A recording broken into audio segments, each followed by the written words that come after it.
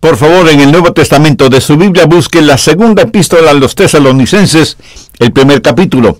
El escenario está listo para el drama de todos los tiempos. Este drama no es ciencia ficción, es real.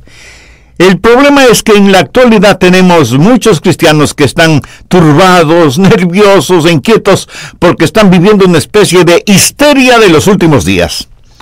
No sabemos con absoluta seguridad que estos sean los últimos tiempos. En un sentido de la palabra, los últimos tiempos comenzaron con la ascensión del Señor, porque desde entonces hasta el momento actual estamos viviendo al borde de la eternidad. Jesús puede regresar en cualquier momento, pero esto ha sido así desde hace más de 2000 años.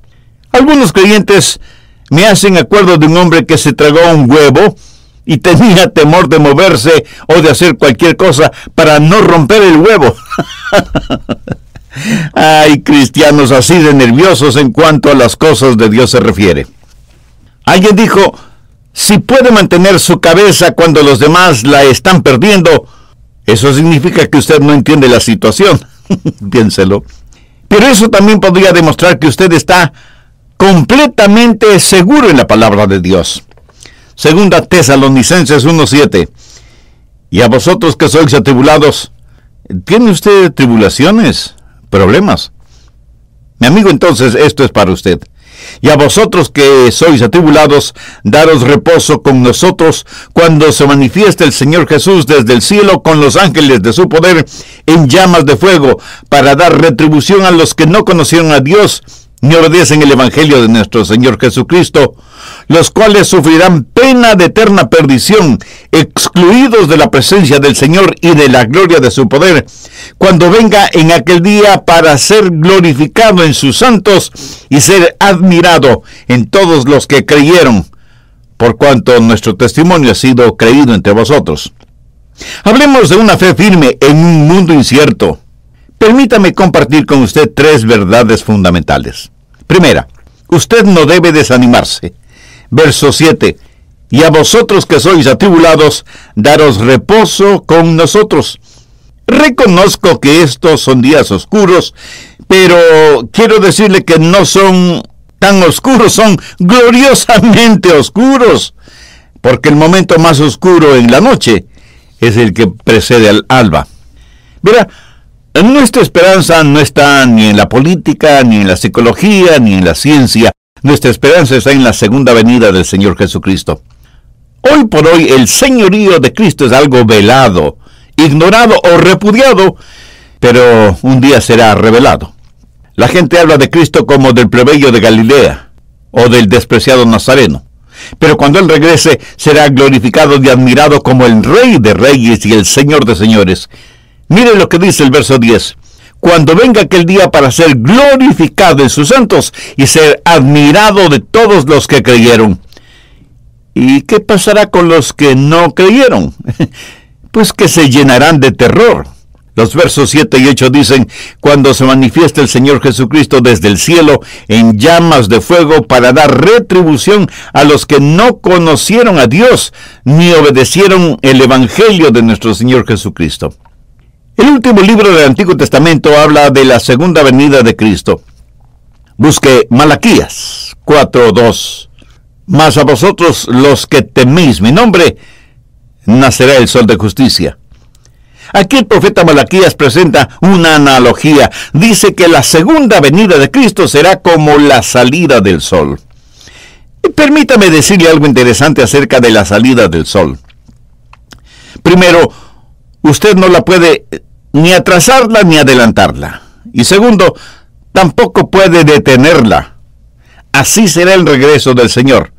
Nadie lo puede atrasar, ni adelantar, ni detener. ¿Cuándo será? Pues nadie lo sabe. Lo que sí sabemos es que vendrá otra vez. Piensen lo maravilloso de su venida. Vean nuevamente el verso 10. Cuando venga en aquel día para ser glorificado en sus santos y ser admirado. Este evento será como para quitar el aliento a todos quienes creemos. ¿Sabe de qué nos maravillaremos? Nos maravillaremos de su amor transformador y redentor. Habernos tomado a nosotros testarudos y desobedientes y habernos transformado por su amor. Cuando vivíamos en ignorancia y ceguera espiritual, nos abrió los ojos. A los dominados por las drogas y las inmoralidades, los hizo puros. A los altivos y orgullosos, los volvió humildes y serviciales. ¡Qué amor transformador es el del Señor Jesús! Pero no solo nos maravillaremos de su amor transformador, sino también de su gracia salvadora. Mire por favor esa pequeña frase del verso 10. Todos los que creyeron. No dice todos los que hicieron buenas obras, ni todos los que tienen dinero, ni todos los que dieron mucho dinero, ni todos los bien presentados y educados. No, nada de eso. Nos maravillaremos de ser salvos por su gracia. Por eso siempre digo que debemos poner nuestra fe en donde Dios puso nuestros pecados, en el Señor Jesucristo. Todo esto, ¿le parece a usted demasiado simple? Escúcheme, es gloriosamente simple y simplemente glorioso. Crea en el Señor Jesucristo y será salvo. ¡Qué bendición y privilegio es para mí el predicar el Evangelio del Señor Jesucristo! A veces no entendemos la increíble bendición que significa el tener la palabra de Dios, la Biblia, en nuestras manos y en nuestro propio idioma. Y nos maravillaremos además de su poder protector. Ningún genuino creyente en Jesús se perderá. Él vendrá para ser glorificado y admirado por todos los suyos. El mismo Dios que nos ama y nos salva es el mismo Dios que nos protegerá. Pero también quiero que note el testimonio de su venida. La última parte del verso 10 dice, por cuanto nuestro testimonio ha sido creído entre vosotros. Cuando el apóstol Pablo fue a Tesalónica, la gente a quien más tarde escribió era pagana, perdida, sin esperanza y rumbo al infierno. Pablo llegó y testificó de lo que Cristo había hecho en él y por él. O sea, compartió su testimonio personal. Escúcheme, no me importa cuánto dinero usted done a su iglesia, ni cuán fielmente usted asiste a su iglesia, ni lo hermoso que canta, ni lo buen profesor o profesora de la escuela dominical que es, ni la elocuencia con que puede presentar un mensaje. Si usted no testifica de Cristo y trae almas a Cristo, usted no es un cristiano lleno del Espíritu. Jesús dijo, recibiréis poder cuando haya venido sobre vosotros el Espíritu Santo, y me seréis... ¿qué cosa? Me seréis testigos. Permítame decir algo muy enfáticamente. Un cristiano que no testifica es una contradicción de términos. Pablo habló de la segunda venida de Cristo y dijo que esos hermanos estaban listos por cuanto nuestro testimonio había sido creído entre vosotros. ¿Sabe que uno de los más grandes privilegios que tenemos como hijos e hijas de Dios es el compartir la palabra de Dios con otras personas? ¿Sabe que hay algo muy especial cuando usted les cuenta a otras personas no creyentes lo que Dios ha hecho en su propia vida desde que recibió a Cristo en su corazón como su Salvador y Señor? ¿Quién podría contradecirle? Pues nadie, porque usted es un testimonio vivo del poder transformador del amor de Cristo. ¿Qué es lo que Pablo está diciendo? Que no debemos desmayar, que no debemos turbarnos, que debemos confiar porque Dios tiene todo bajo control. Es sobre mi escritorio yo tengo una pequeña plaquita que dice, Adrián, lo tengo todo bajo control. Dios. Segundo, usted no debe ser engañado. Segunda Tesalonicenses 2, desde el verso 1. Pero con respecto a la venida de nuestro Señor Jesucristo y nuestra reunión con Él, o sea, se refiere al rapto, os rogamos, hermanos, que no os dejéis mover fácilmente de vuestro modo de pensar, ni os conturbéis, ni por espíritu, ni por palabra, ni por carta como si fuera nuestra, en el sentido de que el Señor está cerca. Nadie os engañe en ninguna manera, porque no vendrá sin que antes venga la apostasía, y se manifieste el hombre de pecado, el hijo de perdición, el cual se opone y se levanta contra todo lo que se llama Dios o es objeto de culto, tanto que se sienta en el templo de Dios como Dios, haciéndose pasar por Dios. ¿No os acordáis que cuando yo estaba todavía con vosotros, os decía esto? ¿Qué es lo que el apóstol les está diciendo a los creyentes en Tesalónica? No solo que no deben desmayar, sino que no deben dejarse engañar. No os dejéis mover fácilmente de vuestro modo de pensar. Nadie os engañe de ninguna manera. Por favor, entienda lo siguiente, que lo digo con todo el énfasis de que soy capaz. El diablo es un engañador, es un mentiroso, es el padre de las mentiras y es el inspirador de toda la decepción diabólica. Cuando Pablo menciona ni por carta como si fuera nuestra, hace referencia a una carta falsa que alguien había firmado con el nombre de Pablo para engañar a la iglesia diciendo que ya estaban en la gran tribulación y que ya estaban viviendo el día del Señor, lo cual era una mentira diabólica.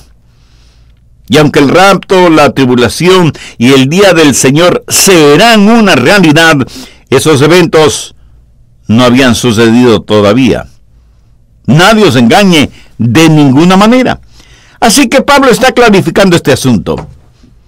Cada mentira es acerca de la verdad. Si no fuera una mentira acerca de la verdad, no sería una mentira, ¿verdad?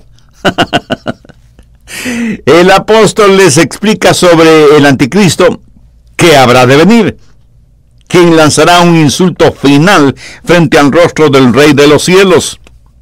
Miremos nuevamente el verso 3. Nadie os engañe en ninguna manera, porque no vendrá sin que antes venga la apostasía y se manifieste el hombre de pecado, el hijo de perdición. Ahora, ¿qué significa esto? Sencillamente que el día del Señor no será una realidad, sino cuando se manifieste el anticristo. El apóstol lo llama el hombre de pecado y será la máxima expresión de lo diabólico. Será el superhombre de Satanás. Falsificará el trabajo de Dios y, como todo criminal, tiene varios nombres, dos de los cuales están en esta porción bíblica. Hombre de pecado habla de su carácter.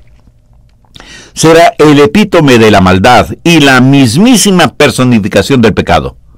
Verá, la historia comienza con el pecado del hombre y termina con el hombre de pecado.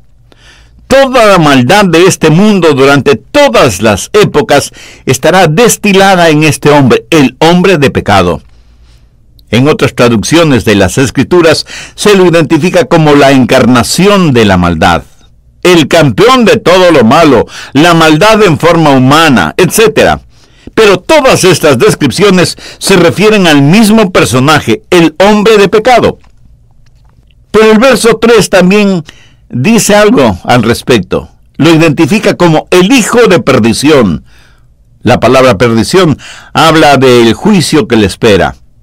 Solo hay otra persona en la Biblia llamada el hijo de perdición: Judas, el supuesto discípulo de Jesús que terminó traicionándole por 30 monedas de plata.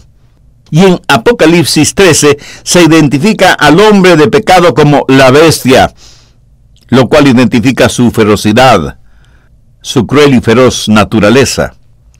Pudiera ser que este hombre tenga el rostro de un ángel, pero tiene el corazón de una bestia. El apóstol Juan lo llama el anticristo.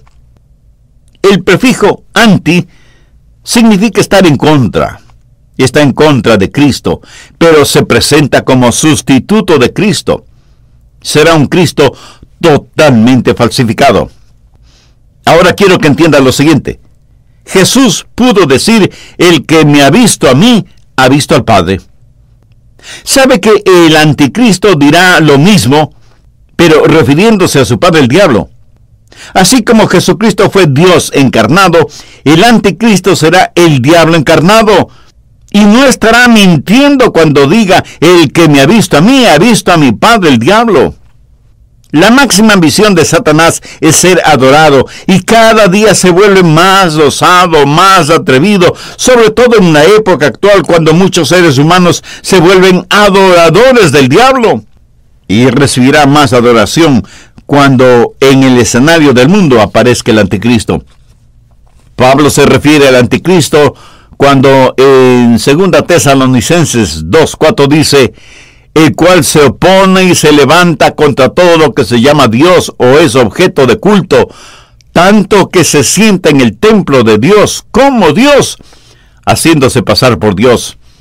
Es la Biblia la que enseña que el anticristo vendrá y se sentará en el templo de Dios, lo cual significa que el templo será reconstruido. Yo creo que el templo será reconstruido, pero lo verdaderamente paradójico es que será reconstruido por el anticristo, como una manera de congraciarse con el pueblo de Israel para poder llevar a cabo sus diabólicos propósitos. Ahora mismo, en círculos levíticos, los ultraortodoxos están ya discutiendo y considerando si ya es el tiempo propicio para comenzar la reconstrucción del templo en Jerusalén. Permítame leer parte de un artículo publicado en una revista israelita. Dice: en el Ministerio de Religión y Cultos, un documento relacionado con la reconstrucción del templo ha sido presentado con propuestas de todas partes del mundo. Los activistas religiosos están por que se empiece la reconstrucción del templo lo más rápidamente posible. Algunos se oponen a cuándo iniciar la construcción, no a la reconstrucción misma. El artículo periodístico dice que el dinero que ya está fluyendo para este propósito, con donaciones de todas partes del mundo, será convertido en lingotes de oro para que no pierda su poder adquisitivo, hasta el momento mismo en que se empiece la reconstrucción de lo que sería el tercer templo. Cuando estuve en la vieja ciudad de Jerusalén, tuve la oportunidad de visitar el Museo del Instituto del Templo y pude ver la gran variedad de utensilios que ya están siendo fabricados. Trompetas de plata para la llamada a la adoración, lavacaras para algunos de los rituales durante la adoración, los mantos y ropas en general que deben vestir los sacerdotes. En fin, todo lo necesario para reiniciar la adoración en el templo. El anticristo firmará un pacto con Israel y ayudará en la reconstrucción del templo. Y cuando el templo esté reconstruido y en pleno funcionamiento, él vendrá al templo, se sentará en el templo, haciéndose pasar por Dios. En relación con el anticristo, escuche lo que Jesús dijo en Mateo 24:15. Por tanto, cuando veáis en el lugar santo la abominación desoladora de que habló el profeta Daniel, el que lee, entienda, esa será la señal de que la gran tribulación va a comenzar. ¿Cuándo será revelado el anticristo? Volvamos al verso 3 de 2 Tesalonicenses. Nadie os engañe en ninguna manera, porque no vendrá sin que antes venga la apostasía y se manifieste el hombre de pecado, el hijo de perdición. Ahora, ¿qué es lo que eso nos dice a nosotros? Nos dice que el anticristo ya está vivo y entre nosotros, pero aún no ha sido revelado y que puede estar viviendo en algún lugar del mundo. Ahora, yo personalmente creo que el anticristo saldrá de una Europa reunificada, pero hasta cuando sea revelado, hay un espíritu trabajando en el mundo a su favor, espíritu que la Biblia lo llama el misterio de la iniquidad. 2 Tesalonicenses 2, los versos 6 y 7. Y ahora vosotros sabéis lo que lo detiene, a fin de que a su debido tiempo se manifieste, porque ya está en acción el misterio de la iniquidad, solo que hay quien al presente lo detiene, hasta que él a su vez sea quitado de en medio. Amigo, quiero que entienda muy bien lo siguiente. El verso 6 dice: y ahora vosotros sabéis lo que lo detiene, a fin de que a su debido tiempo se manifiesta. Y eso quiere decir que si el anticristo está vivo y bien en nuestros días, hay algo que lo detiene, que no le deja actuar. El anticristo no aparecerá en el escenario del mundo hasta que sea el momento apropiado. Y la primera parte del verso 7 dice: porque ya está en acción el misterio de iniquidad. Si usted no puede ver el espíritu del anticristo trabajando en el mundo hoy, es que está padeciendo de absoluta ceguera espiritual. Porque ya está en acción el misterio de la iniquidad, solo que hay quien al presente lo detiene, hasta que él a su vez sea quitado de en medio. Note dos frases muy importantes. En el verso 6, vosotros sabéis lo que lo detiene. Y en el verso 7, solo que hay quien al presente lo detiene. Bien, ¿qué es lo que lo detiene? La iglesia. Pero cuando la iglesia sea arrebatada, ¿quién lo detendrá? El Espíritu Santo. ¿Cuándo la iglesia que es habitada por el Espíritu Santo ya no detendrá al anticristo? Bueno, cuando sea arrebatada al cielo. Entonces, el Señor mismo, con voz de mando, con voz de arcángel y con trompeta de Dios, descenderá del cielo, y los muertos en Cristo resucitarán primero. Luego nosotros, los que vivimos, los que hayamos quedado, seremos arrebatados con ellos en las nubes para recibir al Señor en el aire, y así estaremos siempre con el Señor. Y si el Espíritu Santo y la iglesia ya no están en la tierra, nada detendrá las actividades del anticristo. ¿Sabía usted que la iglesia en realidad restringe el poder del diablo? Y que el Espíritu Santo, habitando en los creyentes, detiene a Satanás para que no haga todo lo que quiere hacer. Estudie el libro de Job y descubrirá que Satanás se queja delante de Dios porque no le deja hacer todo lo que él quiere hacer. Pero uno de estos días, el diablo no tendrá restricciones. ¿Cuándo sucederá eso? Cuando nosotros, la iglesia de Cristo, ya no estemos aquí. Los inconversos, por lo general, no nos quieren a nosotros, los creyentes evangélicos. Desean que no estemos aquí. Para ellos somos como una piedra en el zapato o como una basura en el ojo. Sin embargo, la Biblia dice que somos sal y luz. ¿Qué hace la sal a más de dar sabor? Conserva los alimentos, pero también irrita. Uno de estos días, esta sal que conserva e irrita será quitada del mundo. ¿Qué hace la luz? La luz ilumina y revela. Uno de estos días, esta luz reveladora e iluminadora será quitada del mundo. Uno de estos días, ya no será posible escuchar estudios bíblicos y mensajes como el que hoy comparto con usted. Entonces aparecerá el anticristo, el hombre de pecado, el hijo de perdición, y será revelado. Cuando la iglesia y el Espíritu Santo sean quitados del mundo, entonces un maremoto de maldad y perversidad inundará la tierra y nada podrá detenerlo. Sería como tratar de detener las cataratas del Niágara con una represa hecha con palillo de dientes. Y seguramente alguien me preguntará, pastor, ¿quiere decir que el Espíritu Santo de Dios ya no estará en la tierra? Mi amigo, esa es una pregunta muy válida. El Espíritu Santo de Dios está en todas partes y no hay ningún lugar en donde Dios no esté. Pero el apóstol Pablo está hablando del poder restrictivo del Espíritu Santo. Se podría decir que el Espíritu Santo se hará a un lado. Y entonces el anticristo, el hombre de pecado, hará visible su presencia en este mundo. Él será el sumum de todos los Atilas, los Hitlers, los Stalins, los Napoleones, los Osama Bin Ladens, los Khomeini's y los Saddam Husseins que han existido y que existen y que existirán. Él será el extracto de todo lo que es diabólico. Será un brillante genio intelectual. Su autoridad será total y dominadora. Su odio no conocerá fronteras. Sus técnicas serán incomparables. Los hombres estarán dispuestos a morir por él. Las mujeres se rendirán a sus pies y los niños pronunciarán su nombre con reverencia y todo el mundo se maravillará de la bestia. El plan maestro de Satanás está ligado a este superhombre de Satanás, quien controlará a todo el mundo por medio de las finanzas, la política y la religión. El verso 9 dice, inicuo cuyo advenimiento es por obra de Satanás, con gran poder y señales y prodigios mentirosos.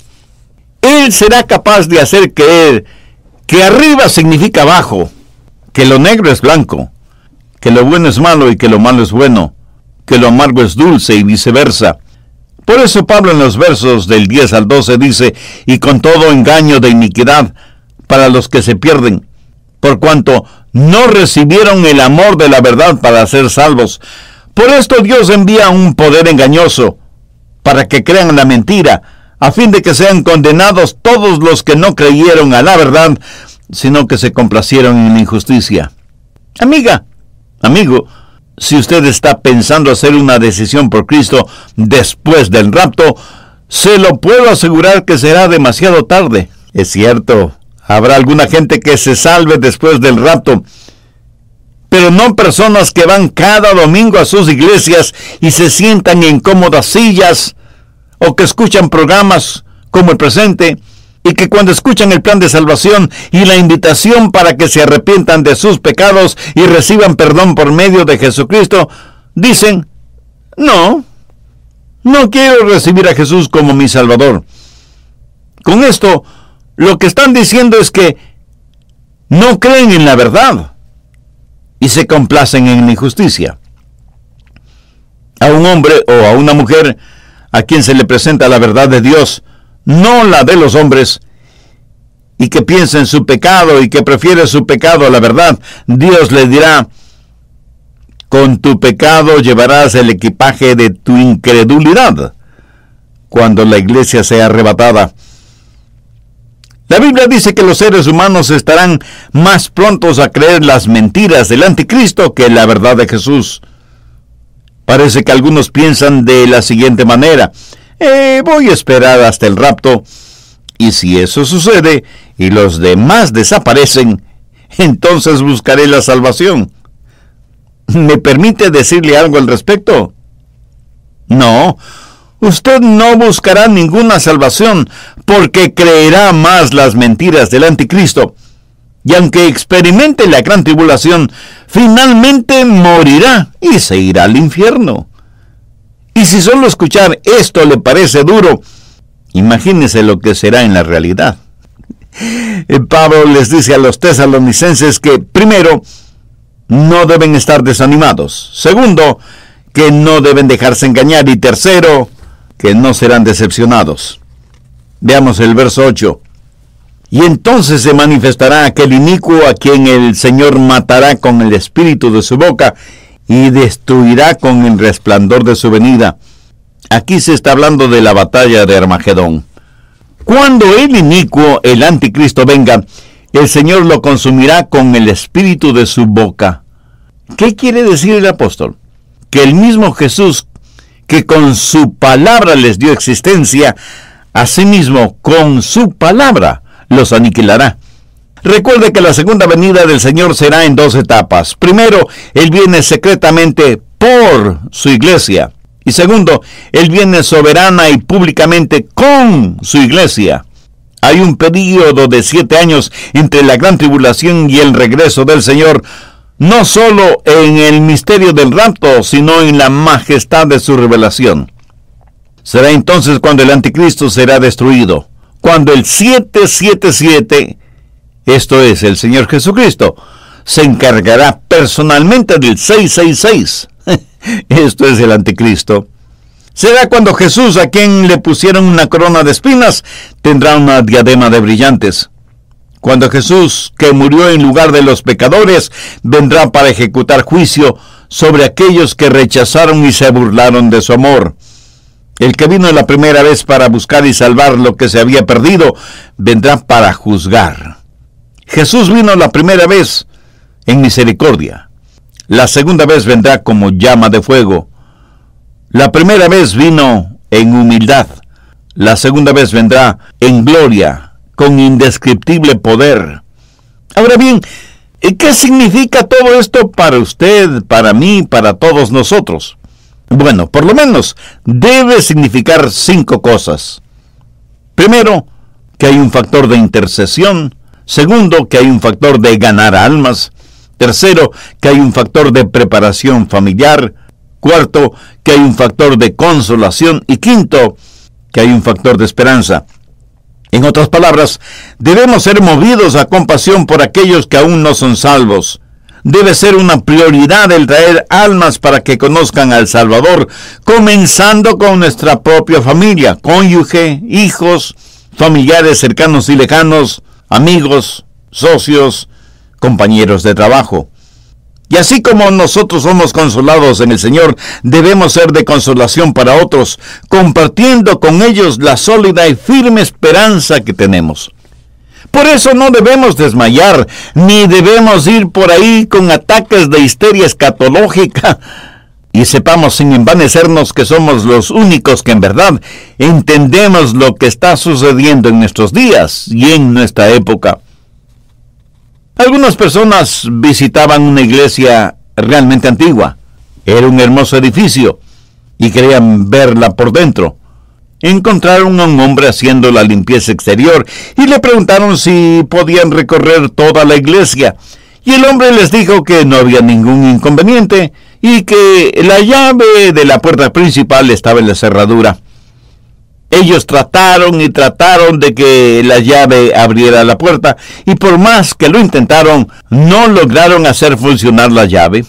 Entonces el hombre de la limpieza se les acercó y les dijo: "Oh, lo siento muchísimo. La puerta está un poco remordida, pero no está con llave. Solo tienen que empujar la puerta." Este simpático episodio me sirve para la siguiente analogía. Si usted quiere ser salvo, la puerta está sin llave. No trate de abrir con sus propias fuerzas lo que Dios ya ha abierto. Acérquese a Dios tal y como usted es, para que Él haga en usted lo que debe ser. Si aún no es salvo, deténgase este mismo momento en cualquier cosa que esté haciendo. Y si está manejando, por favor, estaciónese unos instantes en un lugar seguro y repita conmigo la siguiente oración. Yo la voy a orar para que le sirva de guía, pero usted ore con sus propias palabras, pero dígalas con fe, con sinceridad, con convicción. Señor Jesús, soy un pecador o pecadora, y te necesito para que me salves, porque yo no puedo salvarme por mí mismo. Sé que para perdonarme y salvarme, tú pagaste con tu propia vida en la cruz del Calvario la tremenda deuda de la culpa de mis pecados. Este momento te recibo en mi corazón como mi Salvador y mi Señor. Ayúdame a ser la clase de persona que tú quieres que sea y dame las fuerzas para nunca avergonzarme de ti, ni ser una vergüenza para tu palabra. Lo pido en tu santo nombre. Amén. Amiga, amigo, si usted oró de esa manera e hizo una decisión por Cristo, dice la palabra de Dios que sus pecados ya le han sido perdonados y que hay regocijo en el cielo por su arrepentimiento. Nosotros deseamos ser parte de su alegría espiritual y por eso le invito muy cordialmente para que nos escriba y nos cuente acerca de su decisión por Cristo. Su carta, que será motivo de ánimo y bendición para nosotros y nuestro Ministerio de Estudios Bíblicos Radiales, nos dará también la oportunidad de orar por usted y su nueva vida como creyente en el Señor Jesucristo.